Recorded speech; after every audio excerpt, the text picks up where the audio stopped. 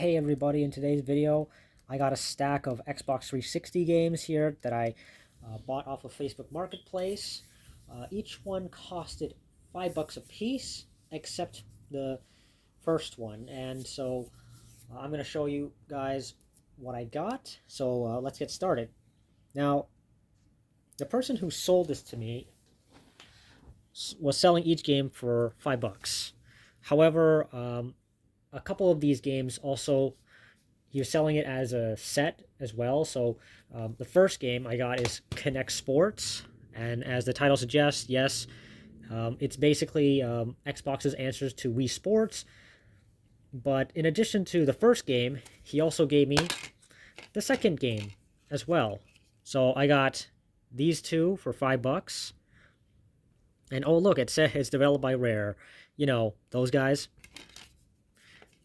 Yeah, so this was $5 technically, although he actually had he had a deal going on where if you bought 5 items, you or five anything that's any sets.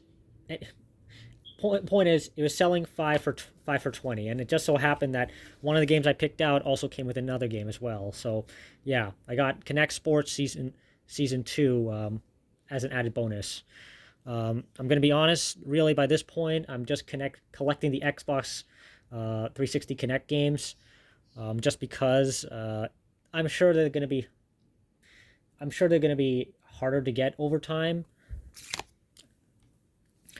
Next up, we have okay. Well, maybe they won't. Some of them won't be hard to find. It's just that it won't be as common.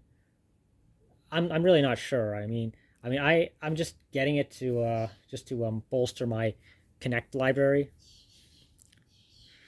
But anyways, moving on, I have a copy here of Call of Duty Black Ops 3 for the Xbox 360.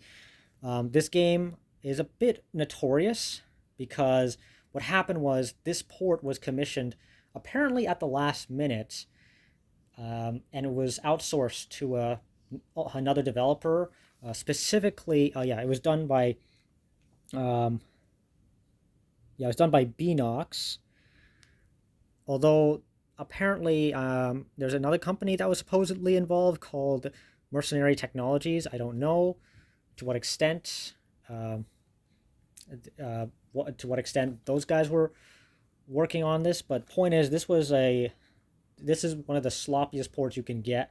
One of the sloppiest, if not one of the worst cross-gen ports ever, because as you can clearly see right here, it says multiplayer and zombies only. And yeah, they cut out the single player campaign, which admittedly what a lot of people didn't like or even play for that matter, because it had nothing to do with the previous entries. But that's aside from the point. That is still a significant amount of content that's being cut. Not to mention, the game did not fail to run very well. It struggled to run it. That's the franchise's signature 60 frames. I think Zombies was actually 30 frames, but most of the time it dipped. It only ran at half of that, like closer to 15. And of course, the season pass was also not available. They developed one DLC pack, the first DLC pack for the game for last gen consoles, and that was it. Um, Now, they did try to make it up to you by giving you people who bought a copy of it at launch with a digital copy of the first Black Ops games, but that still doesn't change the fact that they were still charging a whopping, I think, $69.99 Canadian dollars for this. Like, that is still really not great at all. Now, if we look inside, yeah, it's just a disc. Yeah, if I had gotten this at launch, it would have came with a pamphlet, which would have entitled me to a copy of Black Ops 1, but yeah, I got Black Ops 3, and yeah, apparently it seems to be. Yeah, I think this. Oh yeah, I think it's only one. Yeah, it's only one disc. Interestingly enough. Yeah. Funny enough, this game is the only game aside from Call of Duty Classic that is not backwards compatible on an Xbox One or Series console. Pretty much every other game, including all the way from Call of Duty 2 to the Xbox 360 version of Advanced Warfare, is backwards compatible on an Xbox One or Series console. So, yeah. Whoopsies. Next up, we have a Max Payne 3. This is Max Payne 3. Yeah, this was developed by Rockstar Games, you know, when they actually made a bunch of games instead of releasing one per generation. But yeah, I'm going to be honest, never played any of the Max Payne games. But yeah, now I have the 360 version, which is also backwards compatible. Oh, wait. Oh, shoot. Wow, this guy gave me an extra game by... Okay, wow. I did... Okay, this is interesting. This is a pleasant surprise. I did not ask for this one. The guy gave me a copy of Mortal Kombat versus DC Universe. Apparently, I don't know. Maybe this was a mistake, but yeah. Yeah, this was not planned, by the way. Wow. I think this is actually backwards compatible, too. Oh, okay. That's nice. That's really nice. I should probably thank him for that.